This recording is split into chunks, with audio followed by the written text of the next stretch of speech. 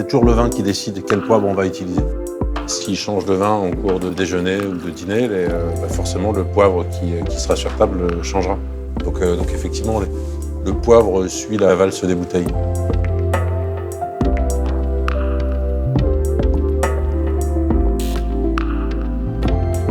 Mon parcours, je l'ai fait de petit avec ma mère, surtout, qui m'a appris à faire la cuisine. Après quelques années de travail acharné à Paris, je voulais prendre un peu de recul, un peu de liberté. Donc j'ai pris mon sac à dos, je suis parti à travers le monde. J'ai fait 25 pays, aller voir les cuisines du monde. Donc voilà, c'était vraiment un voyage culinaire.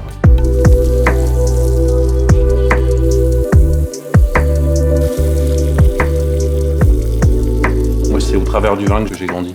J'ai d'abord découvert le vin avant de découvrir la gastronomie, travailler avec des chefs. Et puis après, j'ai travaillé 10 ans avec Alain Sondarin sur Lucas Carton, où là, les accords mets et vins, c'était ma vie. H24, on faisait que ça. Et je réfléchissais aux plats que m'avait dit Monsieur Sondarin. Je me disais, quel vin je vais pouvoir aller chercher là-dessus, comment on va faire. Et c'est là que j'ai découvert le poivre. Là, on est sur un vin dominant de Grenache. Alors le Grenache, en général, a plutôt tendance à aimer les poivres rouges.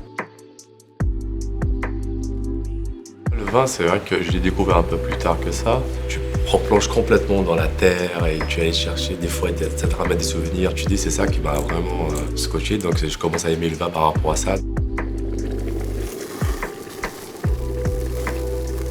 Quand on, exactement comme disait Philippe, que tu rajoutes, tu trouves le vin qui correspond. Ça va multiplier les goûts et voilà, l'accord mets-et-vins, pour moi c'est ça, c'est de trouver l'assemblage entre deux produits qui te ressort un troisième produit qui est parfait. Il y a 2 poivres que j'ai trouvé intéressants et qui, pour moi, peuvent faire en sorte que ça marche bien. Avec ce vin orange qui va garder la rondeur, le moelleux d'un blanc. On a le poivre blanc de Sarawak en Malaisie et le poivre noir de Tillisheri en Inde. Mais l'idée, c'est vraiment de faire en sorte que les deux se combinent et créent quelque chose de plus grand après. La gastronomie française, c'est pour moi une question de vision. Si la qualité intrinsèque des produits est primordiale, c'est surtout la vision et la façon dont on va les travailler qui va être important. Et le poivre, c'est ça aussi. Le poivre n'est qu'un intermédiaire entre le verre et l'assiette. Mais après, c'est le vin qui décide. Le vin dit généralement de manière assez claire ce qu'il a tendance à aimer.